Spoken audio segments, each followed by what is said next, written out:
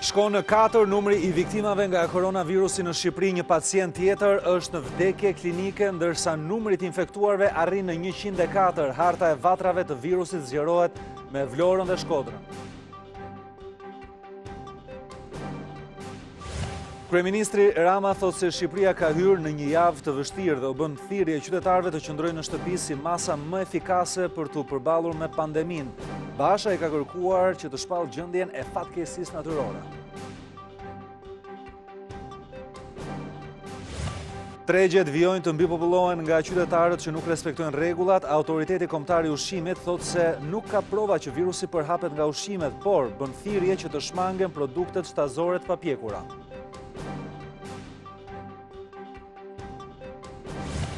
Banka e Shqipërisë pritet që të ulë sërish normën bazë të interesit të lekut si mas për të minimizuar dëmet që pandemia po I sjell ekonomisë. Këshilli Mbikëqyrës mblidhet të mërkurën për të marrë vendim.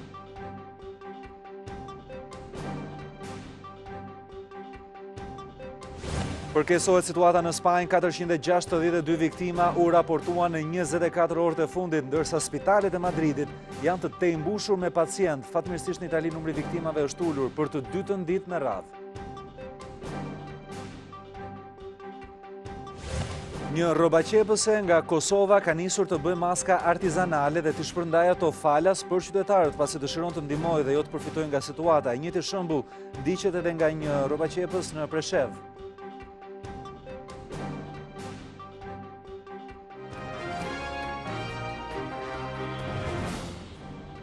Mirëmbrëma, mirë se vini në lajmet e televizionit Klan. Është edicioni orës 19:30 dhe jemi bashkë për zhvillimet kryesore. Ka shkuar në 4 numri I viktimave në vendin tonë si pasojë e koronavirusit, ndërsa një 61 vjeçar gjithashtu I prekur sipas autoriteteve të shëndetësisë është aktualisht në vdekje klinike. Ministria ka njoftuar se në 24 orët e fundit janë 15 raste të reja me koronavirus, ndërsa harta rezulton që të jetë zgjeruar me Vlorën dhe Shkodrën. 2 persona kanë humbur jetën duke e çuar në 4 numrin e viktimave nga COVID-19 në vendin tonë. Një rast është nga Kuçova, po ku infektimi I tij ka ndodhur në Tiranë dhe një 43 vjeçar ishte në pavion me oksigjenim, ka ardhur nga Kavaja dhe që vuante nga obeziteti. Një 61 vjeçar ndodhet në vdekje klinike në gjendje të rëndë. Njëri nga rastet sot mëngjes ka bërë vdekje klinike, vdekje që zgjati, relativisht gjatë, por pa e humbur shpresën e personelit shëndetësor të mjekëve reanimator për ta rikthyer atë në jetë, por vazhdon të jetë ende rënd. Harta e përhapjes së koronavirusit në vend është zgjeruar pasi në 24 orët e fundit janë shtuar edhe 5 raste nga Vlora dhe Shkodra, duke e çuar në 104 numrin e të prekurve. Vetëm në 24 orët e fundit janë konfirmuar 15 raste të reja pozitive në 45 testimet kryera. Harta e të prekurve nga Covid shtrihet tashmë edhe në Vlorë dhe zgjerohet në Tiranë, Durrës, përveç rasteve të zbuluara të cilat po kryhet hetimi epidemiologjik në vendet si Lushnja, Kavaja, Fieri, Rogozhina. Në pavionin e infektivit në qendrën spitalore universitare Nën Tereza po marrin ndihmë mjekësore 49 pacient, 3 prej tyre janë në terapi intensive. Në spitalin infektiv ndodhen të shtruar 49 pacient, të cilët janë në gjendje të stabilizuar shëndetësore, përveç 3 pacientëve të cilët ndodhen në reanimacion, në shërbimin e kujdesit intensiv, ku 2 prej tyre janë në gjendje kritike për jetën. Ndërkohë që përpara urgjencës së qendrës spitalore universitare Nën Tereza dhe spitalit të traumës, janë ngritur çadrat e triazhit mjekësor. Deri tani në vendin tonë rezultojnë 5 të shëruar nga koronavirusi pas bërjes së testit të dytë. Zona pranë banesës ku jetonin 4 personat e infektuar me COVID-19 në Vlorë është dezinfektuar gjatë orëve të para të mëngjesit. 4 personat, gjyshja 77 vjeç, bashkëshortët 69 dhe 50 vjeç dhe djali I tyre 24 vjeç janë dërguar prej mbrëmjes së djeshme në spitalin infektiv në Tiranë. Mësohet se djali tjetër I familjes ka ardhur nga Bergamo në datën 8 mars, duke u larguar në datën 20 mars drejt Gjermanisë. Ai nuk ka shfaqur shenjat COVID-19 në momentet që është larguar nga Shqipëria. Kryefamiljari ishte shitës ambulant në Vlorë. Do të lidhemi si çdo mbrëmje me repartin infektiv pranë qendrës spitalore universitare Nën Tereza është Ola Xama, gazetarja e cila po e ndjek situatën aty mbrëmjen e sotme. Janë raportuar dhe vendosja e disa çadrave në ambientet e jashtme të repartit. Cila është arsyeja e vendosjes së këtyre çadrave, Ola? Atëherë duhet të theksojmë që çadrat janë vendosur 2 çadra pranë urgjencës spitalore të qendrës spitalore universitare Nën Tereza dhe 2 të tjera në spitalin e traumës. Këto 2 çadra shërbejnë për triazhin mjekësor për të bërë kontrollin e çdo pacienti që vjen për të marrë shërbimin e urgjencës, për të kontrolluar nëse ai ka apo jo shenja të COVID-19. Nëse ka këto lloj shenjash, ai dërgohet menjëherë në repartin infektiv të urgjencës për të marrë trajtimin mjekësor. Nëse nuk ka këto shenja, ai do të marrë shërbimin mjekësor për sëmundshmërinë që ai ka. E gjithë kjo është kryer si masë parandaluese që të mos ketë përhapje të infektimit me COVID-19. Aktualisht brenda çadrave janë duke u kryer kontrolle, nëse ke një informacion? Aktualisht çadrat janë bosh, por her pas here, sa herë që ka patur persona të cilët kanë ardhur për të marrë shërbimin e urgjencës janë kontrolluar nga mjekët që ndodhen për këtë lloj shërbimi në çadër.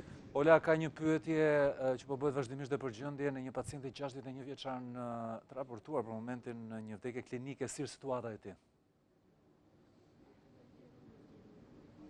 Sipas informacioneve të fundit që kemi, gjendja shëndetësore e pacientit 61 vjeçar vijon të jetë e rënduar. Si ai ashtu edhe një pacient tjetër, pra janë 2 pacientë të cilët ndodhen në reanimacionin e repartit infektiv në QSUT që janë në gjendje të rënduar. Ndërkohë që 49 persona gjithsej janë duke marrë trajtimin në repartin infektiv. Dakor, faleminderit për këtë raportim direkt me lajmet e orës 19:30 ishim me Ola Xamën, ndërsa kryeministri Edi Rama ditën e sotme ka evidentuar faktin se kjo do të jetë një javë e vështirë kur virusi pritet që të ketë shpërthimin e tij.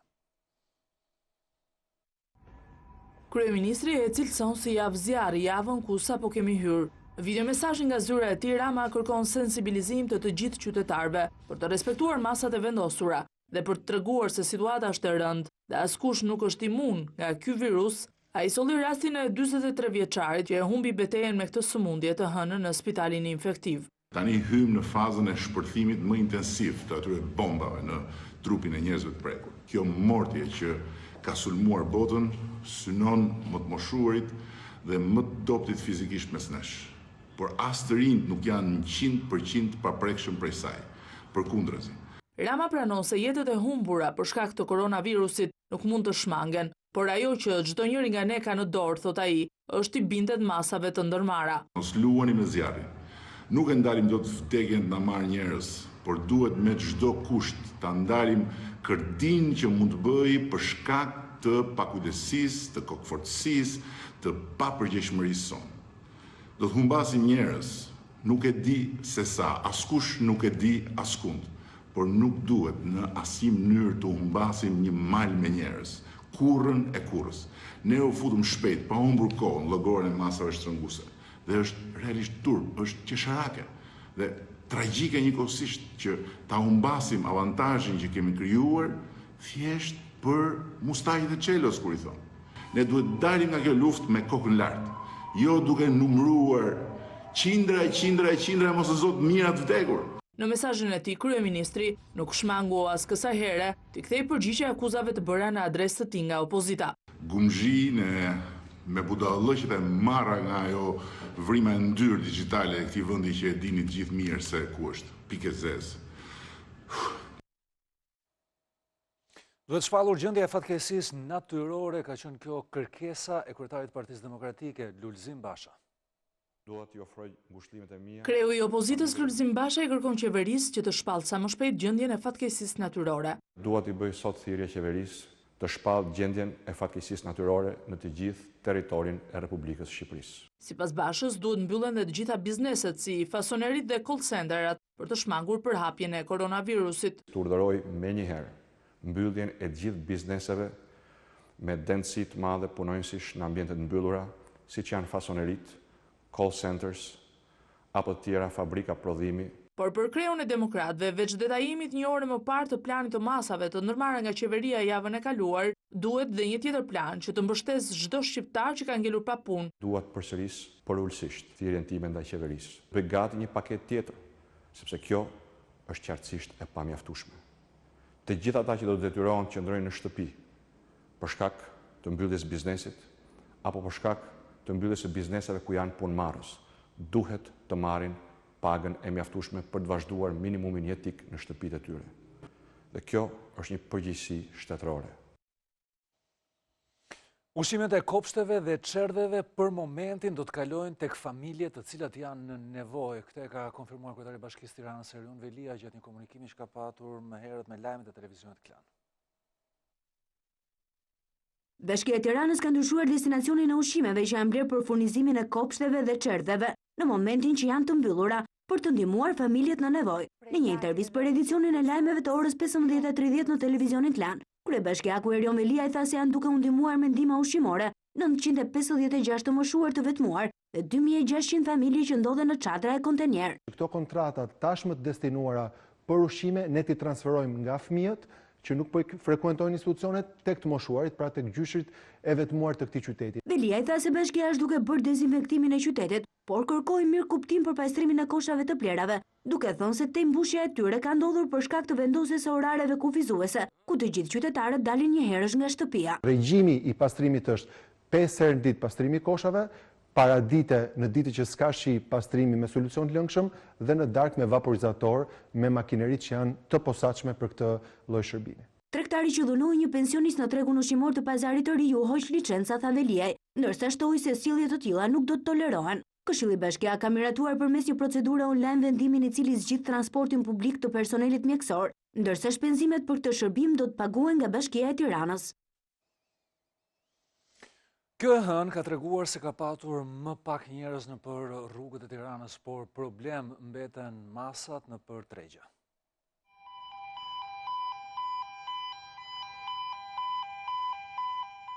Ora 13 është momenti që të bllokohet qarkullimi i mjeteve dhe i qytetarëve për 16 orë rresht deri në orën 5 të mëngjesit të së martës.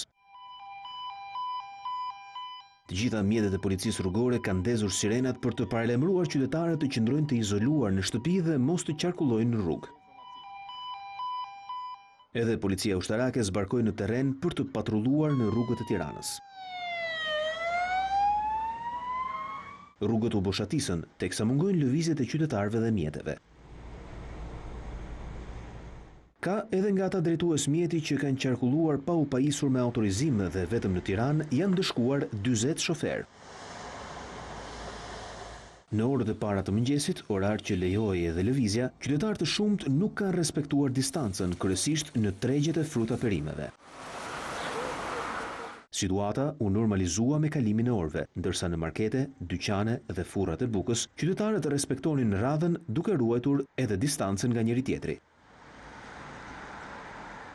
Gjatë 24 orëve të fundit, në të gjithë vendin janë ndëshkuar 278 persona me gjobë 10.000 lekë, pasi kanë lëvizur në këmbë ose me bicikleta përtej orarit të lejuar, ndërsa 2 persona në Tiranë janë arrestuar pasi kanë kundërshtuar urdhrin e policisë dhe kanë goditur uniformat blu.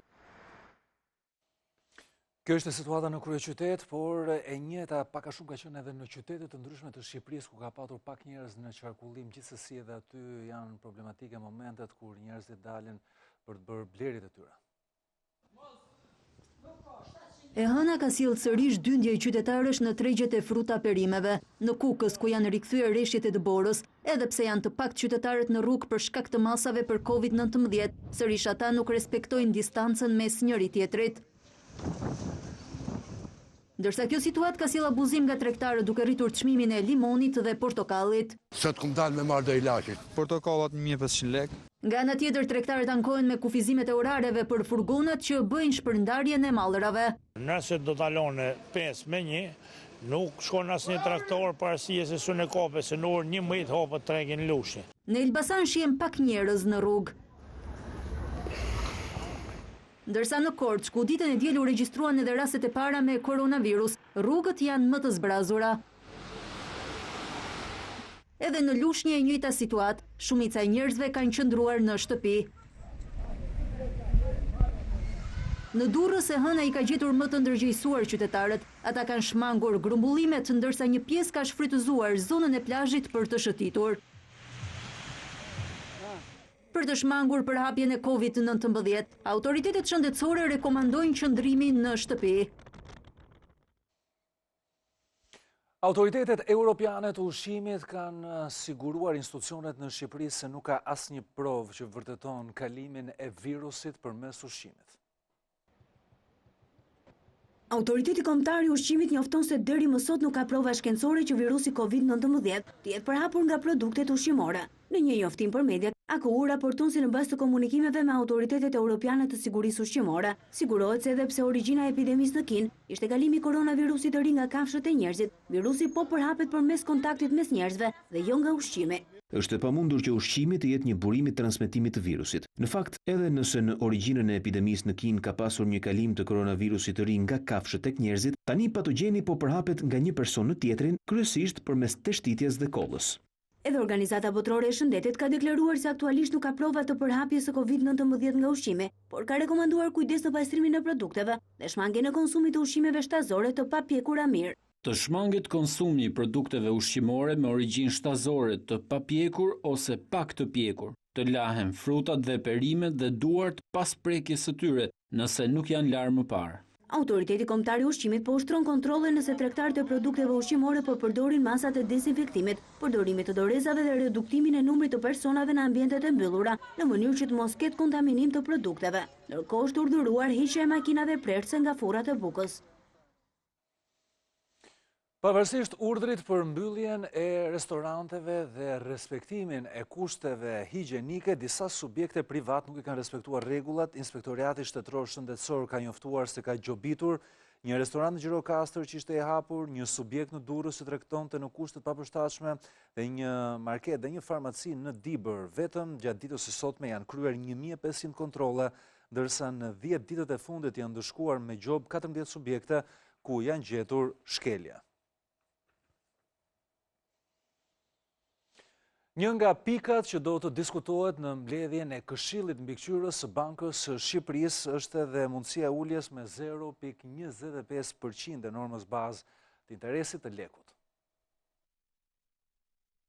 Në kushtet e situatës ekonomike të krijuar pas mbylljes së një pjese të mirë të aktiviteteve ekonomike të vendit, si pjesë e masave kundër përhapjes së virusit COVID-19, Banka e Shqipërisë është duke diskutuar mundësinë e uljes së normës bazë të interesit të lekut. Burime konfidenciale për televizionin Klan bëjnë me dije se një nga pikat që do të diskutohen në mbledhjen e radhës së Këshillit Mbikëqyrës ditën e mërkurme 25 mars është ulja e normës së interesit me 0,25%. Aktualisht interesi i lekut është 1% dhe një ulje më teshme e saj do ta zbriste në një rekord të ri historik prej 0,75%. Ulja e interesit të lekut i vjen në ndihmë stimulit ekonomik të vendit, duke lehtësuar interesat e dhënies së kredisë dhe shtimit të konsumit në vend, ndërsa jep efekte edhe në uljen e interesit të depozitave të reja. Hera e fundit që Banka Qendrore uli normën e interesit të lekut ishte qershori i vitit 2018, kohë kur monedha kombëtare pati një forcim jo normal ndaj euros. Burimet thonë se nëse në të ardhmen do të ketë nevojë për shtim të stimulit monetar, Banka e Shqipërisë do të vazhdojë të ulë normën bazë. Vetë guvernatori i Bankës Qendrore Gent Seko ka deklaruar publikisht në disa dalje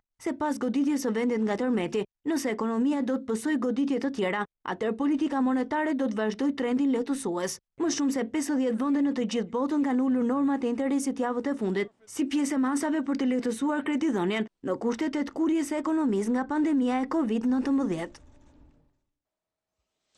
Shifrat e koronavirusit kanë filluar që të kenë një reduktim të lehtë edhe në Itali për të dytën ditë me radhë, aty ka një ulje të numrit të viktimave. Italisë me sa duket po i shfaqet drita në fund të tunelit. Autoritetet konstatojnë rënien të numrit të viktimave dhe të infektimeve të reja. Në 24 orët e fundit humbën jetën 602 persona, duke çuar në 6077 numrin e përgjithshëm të vdekjeve. Numri ditorit vdekurve është në rënje për të dytën ditë radhazi prej të shtunës kur u shënuan 793 viktima në një ditë. 3780 janë rastet e reja të infektimit, një shifër më e ulët se një ditë më parë. Totali i prekurve të i kaloi 50.000-shin, të shëruarit deri tani numërohen në mbi 7400. Pas Kinës dhe koronavirusisë, Kuba është vendi i radhës që dërgon ekip mjekësor për të ndihmuar spitalet italiane. Ndërsa në Spanjë numri i viktimave u rrit me 462 persona në 24 orët e fundit, duke çuar totalin e tyre në afro 2200. Të infektuarit kanë arritur në mbi 33.000. Siç tregojnë këto foto, spitalet në Madrid, rajonin me numrin më të lartë të infektimeve, janë të mbushur dhe pacientët presin të shtrirë në pllaka. Një sallë e madhe ekspozitash po shndërrohet në ambient për akomodimin e pacientëve. Kancelaria gjermane Angela Merkel rezultoi negative ndaj testit të parë për koronavirus, një ditë pasi u vet izolua në karantinë pas takimit me një mjek i cili doli pozitiv. Në Greqi numërohen 71 raste të reja infektimesh në 24 orë, 695 në total, ndërsa numri i viktimave ka arritur në 17. Ritmi i përhapjes po përshpejtohet edhe në Turqi. Këtë të numri i viktimave u rrit me 21, duke arritur në 30 në total. Ai të infektuarve u shtua me 289 pacientë të rinj dhe tashmë llogariten 1256 të prekur kryesisht në Ankara dhe Stamboll. Në Kinë për të tretën ditë radhazi nuk ka asnjë infektim të ri brenda vendit, ndërsa masat e ashpra të kufizimit të lëvizjeve janë ende në fuqi. I gjithë globi numëron mbi 15400 viktima dhe afro 354.000 të infektuar prej fillimit të përhapjes, mes të cilëve 28% janë shëruar. Po çfarë po ndodh në Kosovë, aty qytetarë duket se janë të ndërgjegjësuar, por nga ana e autoriteteve nuk ka ende një vendim për të ndaluar qarkullimin. Më shumë detaje rreth situatës atje do të na jap Blerta Dalloshi Berisha. Blerta, e nisim me numrin e të infektuarve, si është situata? Përshëndetje Drini, është rritur edhe për 2 numri të infektuarve me koronavirus në Kosovë, kështu që numri i përgjithshëm ka arritur në 35, derisa qytetarët 2 ditët e fundit janë vedisuar dhe nuk është se po dalin shumë në qytet, po qëndrojnë në shtëpitë e tyre, madje mund të përmendet fakti se kanë filluar që të qëndrojnë në distancë edhe para farmacive dhe furrave të bukës apo marketeve, duke e ruajtur kështu njëri tjetrin. Përndryshe dhe situata politike nesër pritet që të mblidhet kryesia e kuvendit, derisa kryeministri i Kosovës Albin Kurti ka biseduar në telefon me kancelaren gjermane Angela Merkel. Më falni, për më tepër të ndjekim kronikën në vazhdim. Me shtimin e numrit të infektuarve me COVID-19 në Kosovë, qeveria ende nuk ka aprovuar masat e kërkuara nga Ministri i Shëndetësisë për kufizimin e qarkullimit të qytetarëve dhe automjeteve në kohë të caktuara. Megjithatë, në 3 ditët e fundit, qytetarët kanë filluar në masë të madhe të vetëdijsohen dhe të mos dalin në rrugë, ndërsa parqet tashmë janë të mbyllura. Situata e krijuar me COVID-19 ka vënë në pikpyetje edhe mbajtjen e seancës për votimin e mocionit të mosbesimit ndaj qeverisë Kurti të kërkuar nga partneri i koalicionit LDK-ja. Ish ministri i Shëndetësisë Fedi Dagani thotë se nuk është e sigurt mbajtja e seancës në këtë pandemi. Mundësia ekziston, askush nuk mund të thotë se nuk ekziston kjo mundësi. Kush e merr përgjegjësinë për këtë mbi supet e tij, unë mendoj se tregon papërgjeshmëri të lartë. Derisa kryeministri Albin Kurti është dashur të anuloj vizitën e tij në Gjermani, ndërsa ka zhvilluar një bisedë telefonike me kancelaren gjermane Angela Merkel, ku kanë diskutuar për situatën politike dhe betejën me koronavirusin. Blerta Dalloshi Berisha, TV Klan Prishtinë. Në Prishtinë, një roba qepësi ka vendosur që të qep maska dhe të shpërndajë ato falas. Në kohën kur e gjithë bota përfshirë dhe Kosovën po ballafaqohen me pandeminë e koronavirusit, pos dezinfektuesve, maskat dhe dorzat janë më të kërkuarat në përbanatore, derisa ka mungesë të madhe të tyre.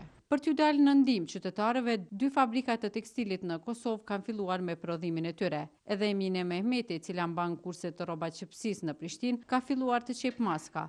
Thotë se materiali është 100% pambuk. Mas pari pash televizion gazetarë të gjithë, ai grupi gazetarëve, djemë, vajza të reja, disa ishin me maska, disa as maska, as dorza, kështu që me një material që e pata pak, tashaj të filloj 2-3 për vete, për shoqe. Ajo nuk do që të përfitoj nga kjo situatë dhe të gjitha maskat që i punon i shpërndan falas. Absolut, nuk jam për mushit, këto e vetëm për shoqni, ashtu kush ka nevojë. Kosova ka rreth 2 javë që po përballet me këtë pandemi, ndërsa edhe qeveria edhe komunat janë duke ndërmarrë masa për parandalimin e përhapjes së këtij virusi. Blerta Dalloshi Berisha, TV Klan Prishtinë. Por çfarë ndodh me shqiptarët të cilët jetojnë në Preshevë? Edhe aty duket se puna vijon me bizneset e zonës, por Idro Seferi ka u thuar pikërisht për të parë më nga afër situatën atje.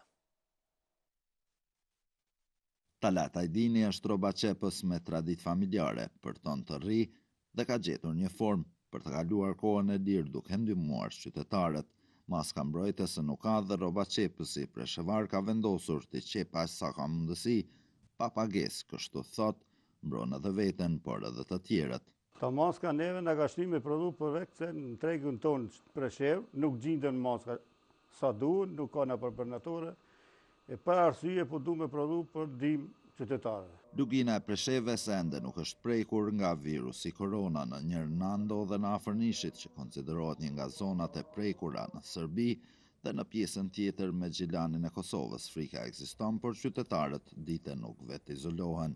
Dërsa ku jemi të frika nga koronavirusi, më shumë thënë është shqetësim se sa frikë.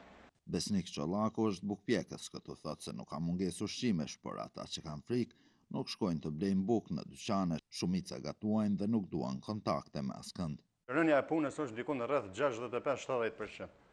Popullata nuk di, po kanë frikë me dala, kanë bërë rezerva në për shtëpijat veta. Në qendrën e vetme shëndetësore, thonë se masat janë marrë. Momentalisht në Preshev nuk ka të infektuar me koronavirus COVID-19. Të gjithë pacientët që paraqiten me simptomat e tyre, ne në bashkëpunim me Institutin e Epidemiologjisë në Vraj, ata pacientët të dyshuar i dërgojmë në spital.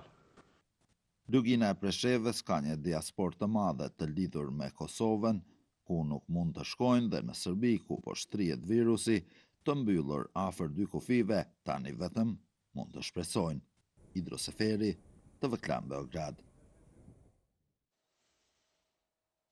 Në Beograd është konfirmuar dhe viktima e tretë me COVID-19. Serbia ka konfirmuar viktimën e tretë nga koronavirusi, ndërsa ka shënuar rritje prej 27 rastesh me COVID-19 në një numër gjithsej 229 raste. Ky vend prin në rajon për nga numri të infektuarve. Autoritetet bëjnë apel për kujdes maksimal. Ky virus mund të mbijetojë vetëm në organizmin tonë. Ne i ofrojmë mjedis për ekzistencë dhe shumim. Ideja është që këtu të ndërpritet cikli dhe njerëzit të fitojnë imunitet dhe të ndalohet shtrirja e infeksioneve. Gjendja mund të vështirësohet me uljen e temperaturave që janë afruar zeros. Qeveria nuk përjashton mundësinë e masave më të rrepta, nëse virusi prapet dhe njerëzit dalin gjithnjë më shumë në kohët e lejuara. Ekspertët thonë se kjo gjendje do të zgjas minimum 1 muaj. Serbët besojnë se rreziku i madh ende nuk ka arritur, andaj qeveria apelon që të rrihet mbyllur sa më shumë të jetë e mundur. Idro Seferi, TV Klan, Beograd. Kemi 2 viktima në Maqedoninë e Veriut si pasojë e COVID-19, ka një rritje në numrit të infektuarve. Më shumë detaje për menaxhimin e situatës aty do të marrim nga Xhumadie Ibrahimi, e cila është kolege e Klan Maqedonisë. Xhumadie, si është situata? Po, përshëndetje. Atëherë numri të infektuarëve me virusin korona këtu në Maqedoninë e Veriut ka arritur në 136 persona. Vetëm gjatë ditës së sotme kemi pasur edhe 22 raste të reja. Numri më i madh i të smurëve është në qytetin e Shkupit, pastaj pason edhe Dibra. Mirë po, gjatë ditës së sotme kemi pasur edhe një viktim tjetër, bëhet fjalë për një 63 vjeçar nga Dibra, i cili pikërisht edhe më herët ishte i shtruar në spital dhe pastaj gjendja e tij shëndetësore u përkeqësua. Mirë po, në përgjithësi, pra nga Ministria e Shëndetësisë apelojnë që të respektohen masat e ndërmarra nga ana e qeverisë, edhe pse gjatë natës së mbrëmshme pra ka hyrë në fuqi edhe ora policore, mirë po vetëm gjatë natës së mbrëmshme kishim edhe shkelje të ligjit dhe nga Ministria e Punëve të Brendshme për disa persona janë ngritur edhe kallëzime penale, për çka Ministri i Punëve të Brendshme Venko Naçe Çulev theksoi se tani më do të duhet që të merren edhe masa më rigoroze dhe ora policore se do të filloj nga ora 18. Për më shumë, le të ndjekim detajet nga kronika. Edhe një viktim nga koronavirusi në Maqedoninë e Veriut, bëhet fjalë për një 63 vjeçar nga Dibra. Ai ka qenë hospitalizuar më 17 mars me sëmundje të mushkrive dhe ka qenë i kyçur në aparate. Viktima nuk ka patur sëmundje të tjera. Ky është rasti i dytë i vdekjes nga koronavirusi në 24 orët e fundit. Nga ana tjetër, autoritetet shëndetësore në Maqedoninë e Veriut kanë njoftuar për 22 raste të reja të prekurve nga koronavirusi, me çka numri i përgjithshëm është rritur në 136. Ministria e Brendshme ka njoftuar se do të dorëzohen 23 kallëzime penale për personat që janë kapur jashtë shtëpive të tyre, edhe pse kanë patur urdhër për të izoluar. Varësisht edhe se si do të përshkallëzohet përjapja e virusit, lajmet nuk i kemi të mira, ne jemi duke menduar që ta shpërsohet edhe ora policore në pikpamje të kosgjatjes dhe për kategoritë të caktuara të shoqërisë. Ushtria gjithashtu do të asistojë policinë e shtetit në momentin e orës policore. Erzeni, e cila është edhe kompania kryesore e prodhimit të bulmetit në Shqipëri, ka ofruar një shumë prej 10.000 eurosh Spitalit Universitar Nën Tereza kontribut për të përballuar këtë situatë vështirë në të cilën ndodhet vendi ynë. Në kuadër të masave për mbrojtjen nga Covid-19 janë shtuar masat higjieno-sanitare dhe frekuenca e dezinfektimeve sipas direktivave të OBSH-s. Kompania Erzeni garanton gjithashtu se produktet nuk do të mungojnë në treg. Ne kemi ardhur në fund të kësaj përmbledhje kryesore informative, qëndroni më tej me transmetimet tona këtu në Klan.